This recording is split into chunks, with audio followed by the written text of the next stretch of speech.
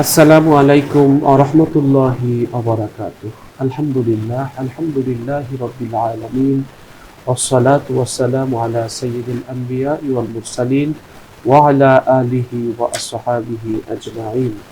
সুপ্রিয় দর্শক শ্রোতা, সকলকে আন্তরিক প্রীতি ও শুভেচ্ছা জানিয়ে শুরু করছি আজকের অনুষ্ঠান। যে যেখান থেকে দেখছেন আশা করছি ভালো আছেন, সুস্থ আছেন, নিরাপদে আছেন। মহান আল্লাহ ভালো রাখুন, সুস্থ রাখুন, নিরাপদে রাখুন, সেটাই আমাদের প্রত্যাশা। দর্শক, আজ অতিথি হিসেবে আমাদের সাথে আছেন ওয়েটন ইন্টারন্যাশনাল স্কুলের সম্মানিত কোঅর্ডিনেটর, বিশিষ্ট ইসলামী চিন্তাবিদ মুফতি মাসুম বিল্লাহ। আসসালামু আলাইকুম রহমতুল্লাহি ওবারাকাতুহ। ওয়ালাইকুম আসসালাম ওয়া রাহমাতুল্লাহি ওয়া বারাকাতুহু। মোহতারাম, কেমন আছেন আপনি? আলহামদুলিল্লাহ ভালো আছি, আপনি ভালো আছেন? আলহামদুলিল্লাহ, ভালো আছি। দর্শক, আজ আমরা যে বিষয়টি নিয়ে আলোচনা করব সেটি হচ্ছে এবাদুর রহমানের পরিচয়। কোরআন মাজিদে ব্যবহৃত এক চমৎকার শব্দ হলো এবাদুর রহমান, অর্থাৎ রহমানের বান্দা। এই শব্দ বলে আল্লাহ তাআলা এরপর বেশ কিছু গুণের কথা উল্লেখ করেছেন। তার অর্থ হলো এই গুণগুলি, গুণ বিশিষ্ট ব্যক্তিরা হলেন এবাদুর রহমান তথা আল্লাহর বান্দা, রহমানের বান্দা। এই গুণগুলোর মধ্যে একটি হলো নম্রভাবে চলাফেরা করা, শান্তিপূর্ণভাবে কথা বলা, রাত জেগে নামাজ পড়া, আল্লাহর প্রতি ভয় রাখা, পরিমিত খরচ করা।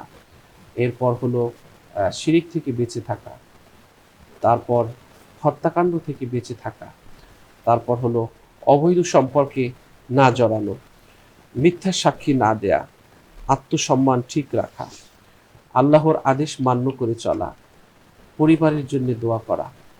এই যে গুণগুলো, এই গুণগুলো একজন এবাদুর রহমান, রহমানের যে বান্দা, সেই রহমানের প্রিয় বান্দা, তার এই গুণগুলো থাকবে। তো আমরা চেষ্টা করব আজকে এই যে এবাদুর রহমানের যে পরিচয়টা, তাদের বৈশিষ্ট্যটা, এই বৈশিষ্ট্যটা যেন আমাদের জীবনে আমরা ধারণ করতে পারি, সেটা আমরা আজকের এই অনুষ্ঠান থেকে আমরা চেষ্টা করব। আমরা জানি নম্রভাবে চলার অর্থ এই নয় যে তারা খুব আস্তে আস্তে ধীরে ধীরে চলাফেরা করে। তারা হাঁটার ক্ষেত্রে স্বাভাবিক দ্রুতই চলে, প্রয়োজন ছাড়া খুব আস্তে হাঁটা সুন্নাত নয়। হাদিস থেকে বোঝা যায় যে নবী সাল্লাল্লাহু আলাইহি ওয়াসাল্লাম খুব আস্তে হাঁটতেন না। হাদিসের ভাষাটি এমন, চলার সময় পথ যেন নবীজির জন্য সংকুচিত হতো। ইবনে হিব্বান। এখান থেকে বোঝা যায় যে তিনি দ্রুতই হাঁটতেন। তাহলে চলাফেরার ক্ষেত্রে নম্রতার অর্থ কী?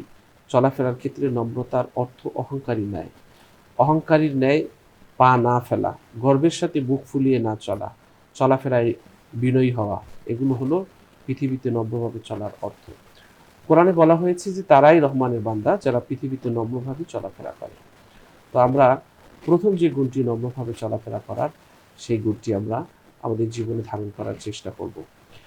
এরপর রহমানের বান্দার পরিচয় হলো শান্তিপূর্ণভাবে কথা বলবে। অজ্ঞ লোকরা যখন তাদেরকে লক্ষ্য করে অজ্ঞতাসুলভ কথা বলে, তখন তারা শান্তিপূর্ণ কথা বলে। অর্থাৎ জ্ঞানী লোক যারা, অজ্ঞ লোক যারা, তারা যারা খারাপ মানুষ, তাদের স্বভাব হচ্ছে কটু কথা বলা, গালি দেয়া। রহমানের বান্দাগণ তার জবাবে কটু কথাও বলবে না, গালিও দেবে না, বরং তারা শান্তিপূর্ণ কথা বলবে, শান্তিপূর্ণ তথা ভালো কথা বলে ভদ্র ব্যবহার করে তার জবাব দেবে। দর্শক, ইবাদুর রহমানের পরিচয় শুনবো আমাদের আজকের অতিথির কাছ থেকে। জি, আপনি যেমনটা আলোচনা করতেছিলেন, আসলে এটি হলো সূরা ফুরকানের একটি চমৎকার আলোচনা। এটি মূলত আলোচিত হয়েছে সূরা ফুরকানের 63 থেকে 77, 63 থেকে 77, এই 13টি আয়াতের ভিতরে আল্লাহ তাআলা মূলত ইবাদুর রহমান, আল্লাহ তাআলার বিশেষ মানুষ, একেবারে স্বীকৃতিপ্রাপ্ত, সনদপ্রাপ্ত, সার্টিফাইড, যারা আল্লাহ তাআলার নিজের বান্দা। আমরা যেমন দেখি কোনো একটা বিশেষ জায়গায় কোনো প্রেসিডেন্ট, প্রধানমন্ত্রী কোথাও যাওয়ার পর যখন কাউকে পরিচয় দেয় সে আমার লোক, সে আমার মানুষ, তখন আর তার কোনো ধরনের বাধা বা তার নিজের সম্মানের জন্য আর আলাদা কোনো উপাধি, আলাদা কোনো ডেজিগনেশন, আলাদা কোনো পরিচয় দেওয়ার প্রয়োজন অনুভূত হয় না। ঠিক তদ্রূপভাবে আল্লাহ তাআলা এখানে ইবাদুর রহমান, যারা হলো রহমানের গোলাম, রহমানের বান্দা, এমনভাবে এটাকে উপস্থাপন করেছেন যেন এটা বলার সঙ্গে সঙ্গেই অন্যদের সেটা অনুধাবন হয়ে যায় যে তার লেভেল কোন মাত্রা, সরাসরি রহমানের সঙ্গে তার নামটা সম্বন্ধকৃত, আল্লাহ তাআলা নিজের সঙ্গে তাকে সম্বোধন করে নিয়েছেন। এমন ব্যক্তিদেরকে এতটা সম্মান বোঝানোর জন্য এই ধরনের একটি লকব, এই ধরনের একটি টাইটেল, এই ধরনের একটি সার্টিফিকেট এখানে দেওয়া হয়েছে। তো এদের বৈশিষ্ট্যগুলো কি? এরা মূলত এখানে আল্লাহ তাআলা এই সূরা একেবারে 63 থেকে 77 এই 13-14টি আয়াতে ধারাবাহিকভাবে এক এক করে তাদের গুণাগুণ বর্ণনা করেছেন। শুরুতে আল্লাহ তাআলা বলেন, ওয়া ইবাদুর রহমান আল্লাযীনা ইয়ামশুনা আলাল আরদি হাওনা, যে ইবাদুর রহমান তারাই, আল্লাহ তাআলার সনদপ্রাপ্ত স্বীকৃত বান্দা তারাই, যারা জমিনে নম্রভাবে, শান্তভাবে, ভদ্রভাবে, কোনো ধরনের অহংকারী ভাব তার ভিতরে থাকে না, সুশৃঙ্খলভাবে যারা জমিনে চলাফেরা করে, তাদের চলার ভিতর কোনো ধরনের অহংকার বোধ, কোনো ধরনের উদ্ধত ভাব, কোনো ধরনের নিজেকে বড় করার কোনো আলামত প্রকাশ পায় না। আলাল আরদি হাওনা, এইভাবে নম্র, ভদ্র, শান্ত, সুশৃঙ্খলভাবে যারা চলাফেরা করে তারাই হলো মূলত ইবাদুর রহমান। বা যারা ইবাদুর রহমান হতে চায় তাদের ভিতরে নাম্বার 1 কন্ডিশন হলো তাদের ভিতরে এই গুণটা থাকতে হবে। এবং হযরত লুকমান আলাইহিস সালামও তার সন্তানকে যখন নসিহত করেছিলেন, তার যে অন্যতম একটা ছিল লা তুসাইর খাদ্দাকা লিন্নাস ওয়ালা তামশি ফিল আরদি মারহা, হে সন্তান, কখনো জমিনে বুক ফিলিয়ে খুব অহংকারী ভাব নিয়ে চলবে না। এবং অন্য আয়াতে আল্লাহ তাআলা সূরা বনী ইসরাঈল বলেছেন সেম কথাটাই, ওয়ালা তামশি ফিল আরদি মারহা ইন্নাকা লান তাখরিকাল আরদা ওয়া লান তাবলুগাল জিবালা তুলা, জমিনে তুমি অহংকার করে চলবে না, কারণ তোমার এত ক্ষমতা নেই যে তুমি দুটি পা দিয়ে আওয়াজ দিয়ে তুমি জমিনকে বিদীর্ণ করে ফেলতে পারবে, বা তুমি এত লম্বাও নয় যে এত প্রভাবশালীও নয় যে মুহূর্তের ভিতরে তুমি সেই পাহাড় থেকে বড় হয়ে যেতে পারবে। সুতরাং তোমার কিসে, তোমার অহংকার করার মতো কিছু নেই। সুতরাং তুমি বিনয়ী ভাব নিয়ে ভদ্রভাবে, সুশৃঙ্খলভাবে জমিনে চলাফেরা করবে। এটা হলো ইবাদুর রহমানের 1 নাম্বার বৈশিষ্ট্য। দ্বিতীয় বৈশিষ্ট্য হলো ওয়াইদা খাতাবাহুমুল জাহিলুন ক্বালু সালাম, যখন তাদের সঙ্গে মূর্খ, অজ্ঞ ব্যক্তিগণ তর্কে জড়া, তাদের সঙ্গে যখন বিতর্ক করে, তাদেরকে যখন উত্ত্যক্ত করে, তখন তারা শান্তির বাণী শোনায়, শান্তির বার্তা তাদের জন্য নিয়ে আসে, শান্তির পথ দেখা। যে কোনো জায়গায় যখন বিশৃঙ্খলা দেখা দেয় তখন তারা সেটাকে সুশৃঙ্খলে নিয়ে আসে। যে কোনো জায়গায় যখন সমস্যা দেখা দেয় তখন তারা সমাধানের বাণী শোনায়, তাদেরকে শান্তির বার্তা দেয়, সুন্দরভাবে কথা বলে। অর্থাৎ অন্য আরেক হাদিসে রাসূল সাল্লাল্লাহু আলাইহি ওয়াসাল্লাম আল মুমিনু গিররুন কারীম ওয়াল ফাজিরু খাব্বুন লাঈম, মুমিন হয় সব সময় শান্ত, নরম স্বভাবের, আর ওয়াল ফাজির, আর ফাজের কমিনা সবসময় সে হয় কি উগ্র, কর্কট বাসীর, সে কখনো সমাধান চায় না, কখনো শান্তির বাণী সে নিয়ে আসে না। সেজন্য ইবাদুর রহমানের দ্বিতীয় বৈশিষ্ট্য হলো তারা ওয়াইদা খাতাবাহুমুল জাহিলুন ক্বালু সালামা। তৃতীয় হলো ওয়াল্লাযীনা ইয়াবিতুনা লিরাব্বিহিম সুজদান ওয়া কিয়ামা, তারা রাত্রির একটা অংশ আল্লাহ তাআলার সাধনায়, আল্লাহ তাআলার ধ্যানে, আল্লাহ তাআলার স্মরণে, রুকু সিজদায়, অর্থাৎ রাতের লম্বা একটা সময় আল্লাযীনা ইয়াবিতুনা লিরাব্বিহিম সুজদান ওয়া কিয়ামা, রুকুকারী অবস্থায়, সিজদা অবনত অবস্থায় কিছুটা সময় আল্লাহ তাআলার জন্য কাটায়। অর্থাৎ তার যে রাতের ধ্যান, তার যে রাতের সাধনা আল্লাহ তাআলার সঙ্গে, এটার কিছুটা সময় সে কি আল্লাহ তাআলার জন্য বরাদ্দ রাখে। যেমন সূরা মুজাম্মিল আল্লাহ তাআলা যেমন নবী করিম সাল্লাল্লাহু আলাইহি ওয়াসাল্লাম বলেছেন, ইয়া আইয়ুহাল মুজাম্মিল কুমিল লাইলা ইল্লা কলিলা, হে মুহাম্মদ, রাত্রির কিছুটা সময় তুমি আমার সঙ্গে কাটাও, পুরাটা সময় ঘুমিও না, কিছুটা সময় ঘুমাও, আবার কিছুটা সময় আমার সঙ্গে গল্প করার জন্য আসো। তো ঠিক ইবাদুর রহমান যারা, তারা সারা দিনে তার যে দুঃখ, কষ্ট, বেদনা, সেটা রাতের কিছু অংশে সে তার মালিক, তার মনিব কারণ এখানে তো সার্টিফাইড হলো সরাসরি সে তার গোলাম, তাহলে তার বসের কাছে রিপোর্ট করতে হবে না? রাতের রিপোর্টিংয়ে সে কিছুটা সময় তার বসের সঙ্গে সে রিপোর্টিং করে, কিছুটা সময় সারা দিনের কারগুজারি, তার কর্মক্ষেত্রে, তার পারিবারিক লাইফে, তার যে কোনো ব্যবসা বাণিজ্যে কি হলো ভালো মন্দ সব কিছুর একটা রিপোর্ট সে রাতের বেলা সে আল্লাহ তাআলা দরবারে সে করে দেয়, এবং আল্লাহ তাআলা সেই রিপোর্টের অপেক্ষায় থাকে। কারণ সে তো সার্টিফাইড এখন আল্লাহ করতে ইবাদুর রহমান। কিন্তু তাহলে সারা দিন শেষে আমি যেমন আমার বসের কাছে সারাদিনের রিপোর্ট পেশ করি, তারপরে আমার ছুটি হয়, ঠিক তদ্রূপভাবে ইবাদুর রহমান রাতে তার প্রভুর কাছে রিপোর্ট করার পর সে আত্মতৃপ্তি পায়, যাহা আজকের আমার কাজ যেটা ছিল সেটা আল্লাহকে জানিয়েছি। এইভাবে সে রাতের কাজ সম্পাদন করে। তারপর চতুর্থ হলো ওয়াল্লাযীনা ইয়াকুলুন রব্বানা আসরিফ আন্না আযাবা জাহান্নাম। এই যে সারাদিন সে যে আল্লাহ তাআলার গোলামি করলো, আল্লাহ তাআলার যে দায়িত্ব তাকে যে কাজে অ্যাসাইন করা ছিল, সে যে এটার যে সারাদিনের লেকিংস গুলো তার হয়েছে, এটার জন্য সে সারাক্ষণ আল্লাহ তাআলার কাছে মাফ চায়। রব্বানা আসরিফ আন্না আযাবা জাহান্নাম, হে আল্লাহ, যে দায়িত্ব যে কর্তব্য আমাকে দিয়েছিলা সেটা সারাদিন আমি পালন করতে পারিনি, সুতরাং আমাকে জাহান্নামের আযাব থেকে রক্ষা করো।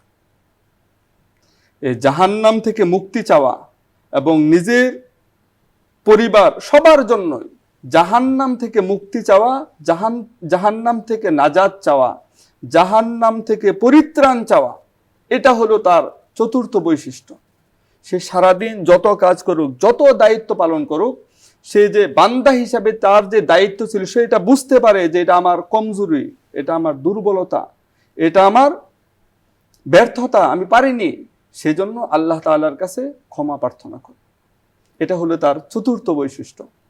পঞ্চম বৈশিষ্ট্য হলো ওয়াল্লাযীনা ইযা আনফাকু লাম ইউসরিফু ওয়া লাম ইয়াকতুরু।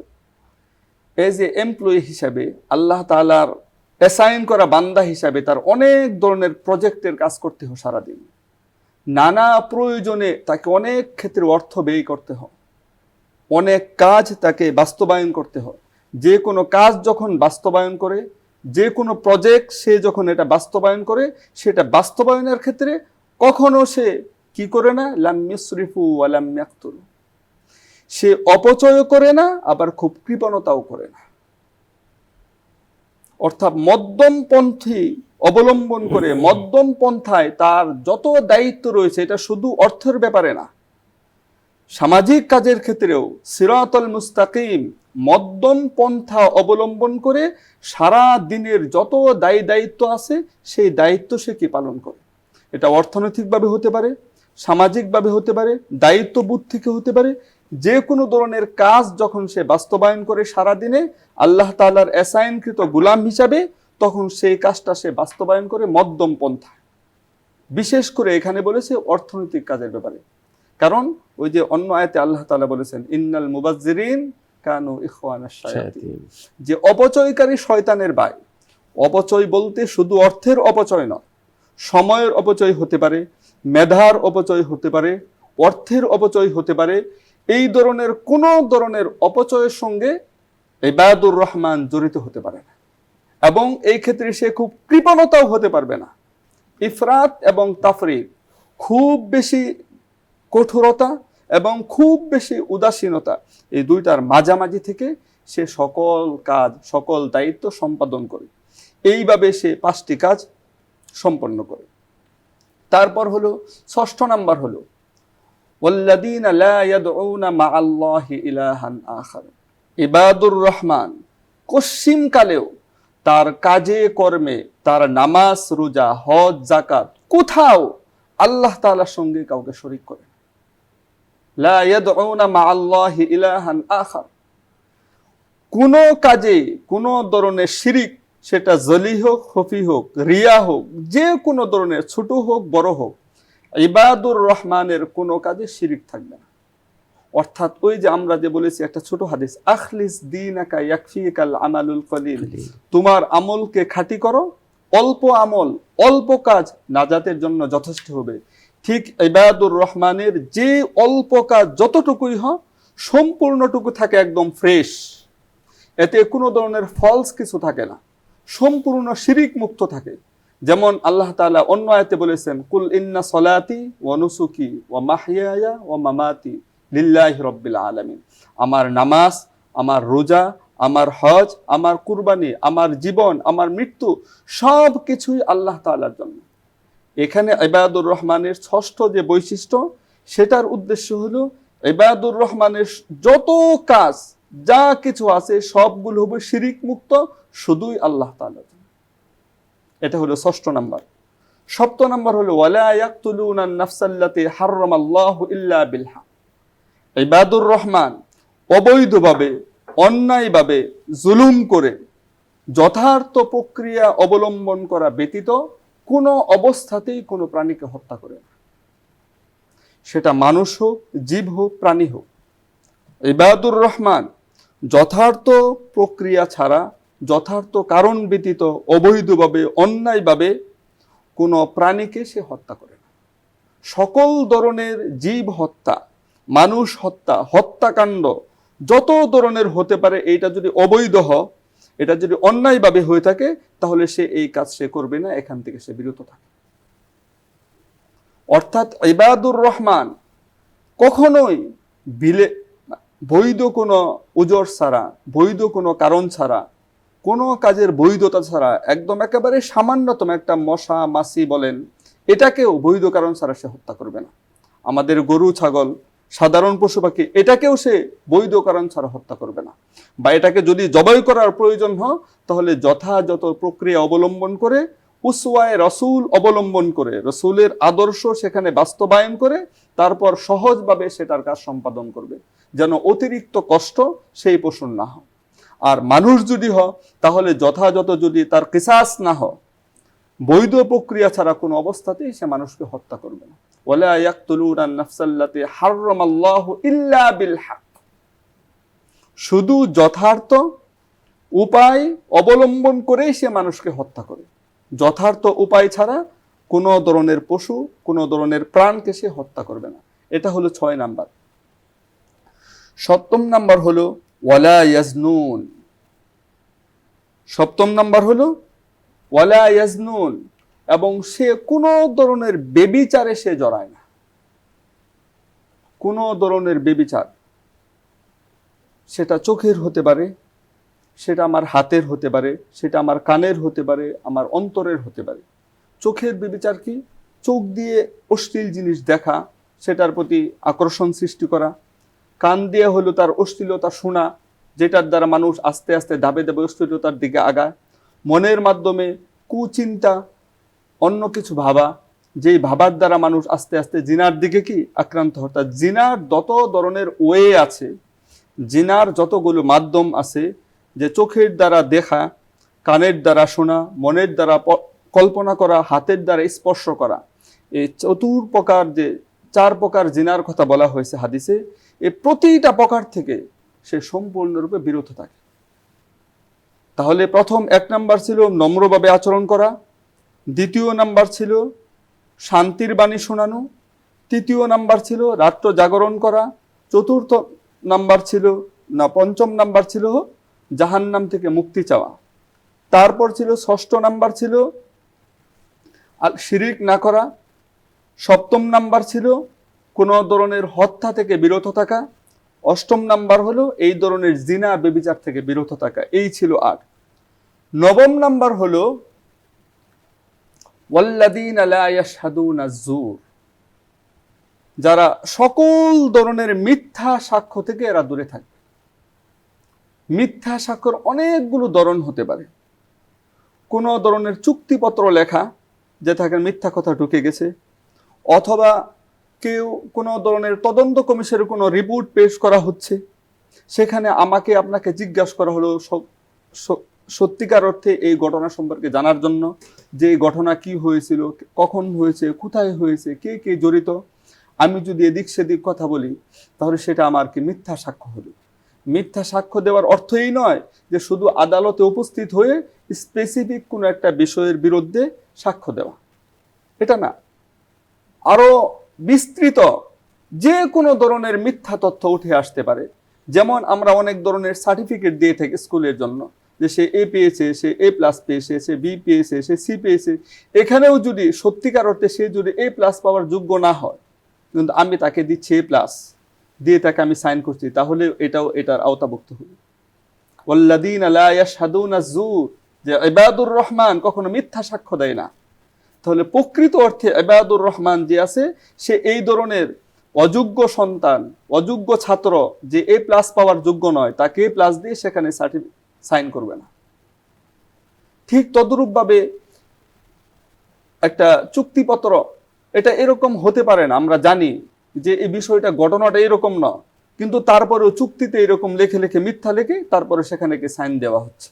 ইবাদুর রহমান এই ধরনের চুক্তিপত্রেও সে সাইন করবে না।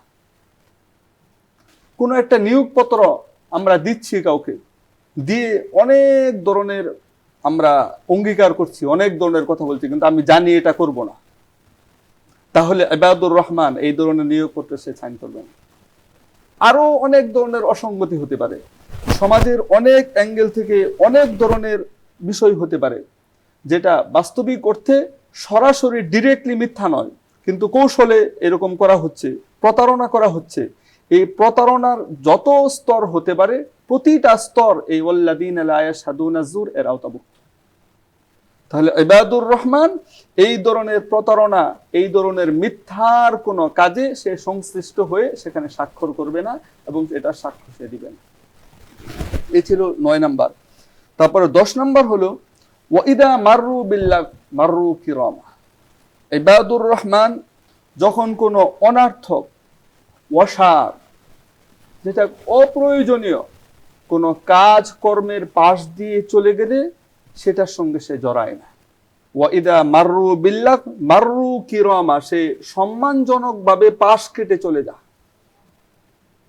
কোনো অনর্থক, অসার, অহেতুক, অপ্রয়োজনীয় আড্ডাবাজি চলতেছে হোটেলে, 10 জন বসে গল্প করতে, এটার না দুনিয়াবি এটার কোনো ফায়দা আছে, না আখিরাতের এটার কোনো উপকার আছে, সম্পূর্ণরূপে অনর্থক একটা কাজ নিয়ে 10 জন বিজি হয়ে আছে।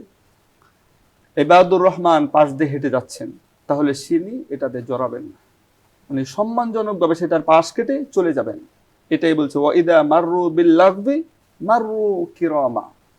অনর্থক, অহেতুক, যার কোনো উপকার নেই, এই সমস্ত কাজ থেকে ইবাদুর রহমান পাশ কেটে চলে যাবে। 10 নাম্বার চলে গেল আমাদের। 11 নাম্বার হলো, এটা খুব গুরুত্বপূর্ণ, ওয়াল্লাযীনা ইযা যুক্কিরু বিআয়াতি রাব্বিহিম লাম ইয়াখিরু আলাইহা সুম্মা ওয়া উময়ানা। যখন ইবাদুর রহমানের পাশে আল্লাহ তাআলার কালাম অথবা আল্লাহ তাআলার কোনো নিদর্শন স্মরণ করিয়ে দেওয়া হয়, আমি সম্মুখে যখন এটাকে উপস্থিত করে দেওয়া হয়, তখন সে এটার দ্বারা সুযোগ গ্রহণ করে, এটার দ্বারা সে সম্পূর্ণরূপে নিজেকে সংশোধন করে নেয় এবং আমাকে সতর্ক করার পর সে নিজে সংশোধন হয়ে যায় এবং এটাকে সে গনিমত মনে করে। পশ্চিমকালেও সে এটা দেখেও না দেখার ভান করে না, পশ্চিমকালেও সে এটা শুনেও না শোনার ভান করে না, পশ্চিমকালেও সে এটা বুঝেও না বুঝার ভান করে না। যেমন বলেছেন লাম ইয়াখিরু আলাইহা সুম্মা ওয়া উময়ানা, যখন তাদের সম্মুখে আল্লাহ তাআলার আয়াত সমূহ স্মরণ করিয়ে দেওয়া হয়, তখন সে বুঝেও না বুঝার ভান করে, সে অন্ধ এবং বধিরের ভাব ধরে না, সে নানা ধরনের যুক্তি তুলে, নানা ধরনের প্রশ্ন তুলে এটাকে পাশ কেটে চলে যাওয়ার জন্য সে প্রস্তুতি গ্রহণ করে না, বরং সে সম্পূর্ণরূপে নিজেকে সারেন্ডার করে ফেলে এবং বলে যে হ্যাঁ, আমার ভুল হয়েছে, আমি সংশোধন হচ্ছি এবং আমার কোরআন হাদিস অনুযায়ী যা করণীয় তাই আমি করে নিচ্ছি। যেমন আল্লাহ তাআলা অন্য আয়াতে বলেছেন লাহুম কুলুবুল লা ইয়াফকাহুনা বিহা ওয়া লাহুম আয়ুনুল লা ইউবসিরুনা বিহা ওয়া লাহুম আযানুল লা ইয়াসমাউনা বিহা, যে কি যারা চোখ থাকতেও সে অন্ধর মতো থাকে, কান থাকতেও সে শুনতে চায় না, অন্তর থাকার পরেও সে কি বুঝতে চায় না, তাহলে উলাইকা কাল আনআম, এরা হলো চতুষ্পদ জন্তুর মতো, বালহুম আদল, বরং তাদের চাইতেও আরো ভয়ানক। তাহলে ইবাদুর রহমান তাদের ভিতরে এই বৈশিষ্ট্য নেই। তাদের সম্মুখে যখন কি করা হয়, আল্লাহ তাআলার আয়াতগুলো, আল্লাহ তাআলার নিদর্শনগুলো পেশ করা হয়, তখন তারা সুন্দর হাসি মাখা মুখে এবং সুন্দর হৃদয়ে এগুলো গ্রহণ করে এবং এখান থেকে তার যা শিক্ষা নেয় সেটা শিক্ষা নিয়ে সে তার জীবনে বাস্তবায়ন করে। এটা হলো 11 নাম্বার। 12 নম্বর হলো সর্বশেষ, ওয়াল্লাযীনা ইয়াকুলুন রব্বানা হাব লানা মিন আজওয়াজিনা ওয়া যুররিয়াতিনা কুররাতা আয়ুন। ইবাদুর রহমান নিজের জন্য সৎ, কল্যাণকর, পুণ্যময় পরিবার এবং উত্তরাধিকার কামনা করে আল্লাহ তাআলার কাছে। আল্লাহ তাআলার কাছে সে চায় তার সন্তান, তার পরবর্তী উত্তরাধিকার যেন এমন হয় যারা চক্ষু শীতলকারী।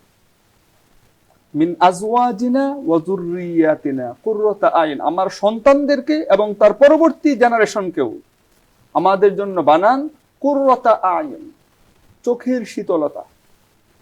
অর্থাৎ নেক্সট প্রজন্ম যেন আমাদের মতো ভালো হয়, এবং আর ওয়াজআলনা লিল মুত্তাকিনা ইমামা, এবং তাদেরকে মুত্তাকিনদের ইমাম বানান, নেতা।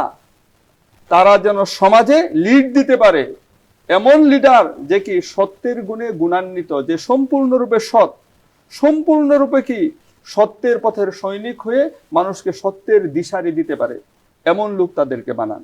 এই ছিল 12টি বৈশিষ্ট্য। তাহলে এটার উপকার কি?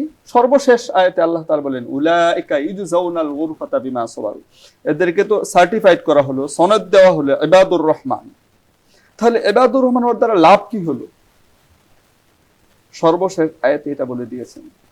তার দেনা পানা কি, তার পাওনাটা কি, তার পুরস্কার কি, সেটা বলে উলাইকা ইউজাউনাল গুরফাতা বিমা সাবারু, তাদের জন্য রয়েছে সুউচ্চ প্রাসাদ, বিমা সাবারু। আর কি ওয়াইলাকাউনা ফিহা তাহিয়াতাও ওয়া সালামা, এবং তথায় তাদের জন্য রয়েছে গার্ড অফ অনার। সেটা কেমন? শান্তির গার্ড অফ অনার। এবং খালিদিন তাহিয়াতাও ওয়া সালামা, এবং তথায় তারা থাকবে খালিদিন ফিহা আবাদা। 3টা পুরস্কার। নাম্বার 1 হলো তাদের জন্য থাকবে সুউচ্চ প্রাসাদ। নাম্বার 2 হলো তাদের জন্য তথায় অভ্যর্থনা করা হবে গার্ড অফ অনার দিয়ে। 3য় নাম্বার হলো এবং তথায় তারা চিরকাল থাকবে, এরপর আর কিছু বাকি থাকে না। সেজন্য আমরা আমাদের জীবনে আমাদের প্রতিটি ধাপে যে 12টি বৈশিষ্ট্যের কথা আল্লাহ তাআলা আলোচনা করলেন, আমরা সেগুলো মনোযোগ দিয়ে শুনবো এবং আমাদের জীবনে সেগুলো বাস্তবায়ন করব। এটার দ্বারা আমরা নিজেদেরকে আল্লাহ তাআলার বিশেষ শ্রেণীভুক্ত এবং আল্লাহ তাআলার বিশেষ বান্দা হিসাবে পরিচয় দিতে পারবো। আমিন আমিন।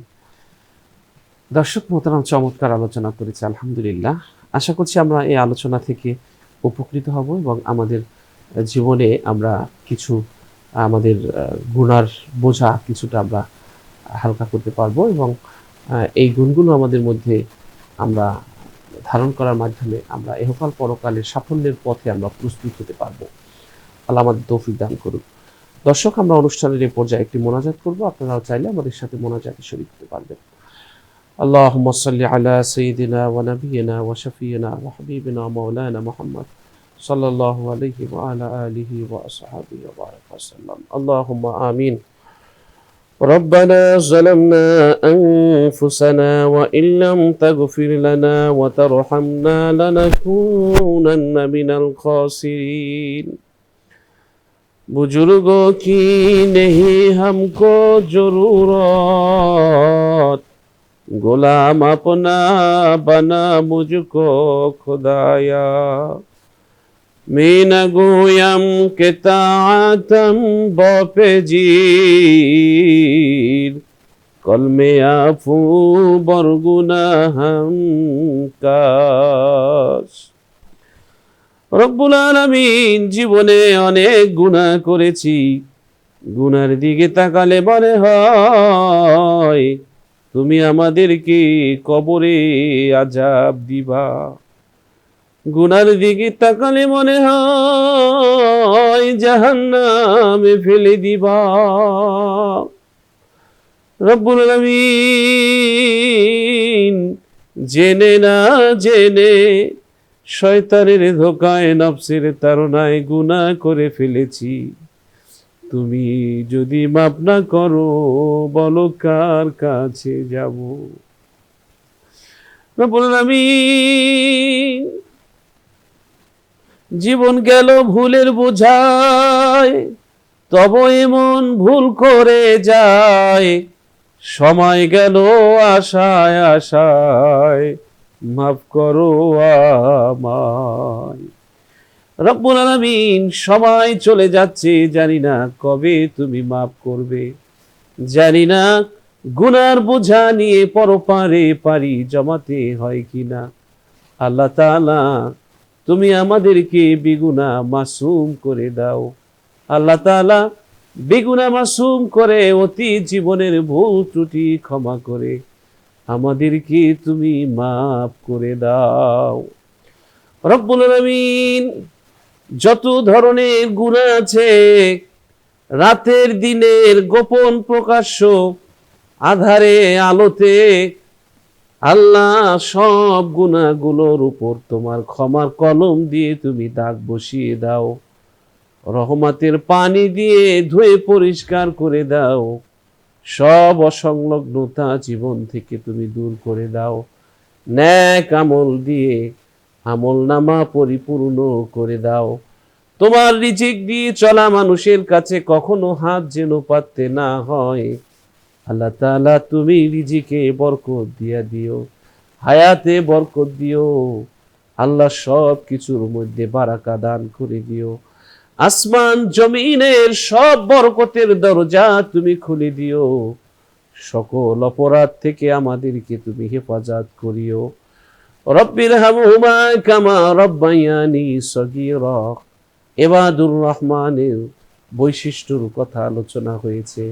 আল্লাহ তাআলা ইবাদুর রহমানের বৈশিষ্ট্য আমাদের জীবনে ধারণ করার তৌফিক দাও। আল্লাহ, আল্লাহ, জান্নাতে একটু স্থায়ীভাবে থাকার বন্দোবস্ত করে দিও। পরকালকে তুমি আরামদায়ক করে দিও, ইহকালকেও তুমি আরামদায়ক করে দিও। রব্বির হামহুমা কামা রব্বায়ানি সগীরা।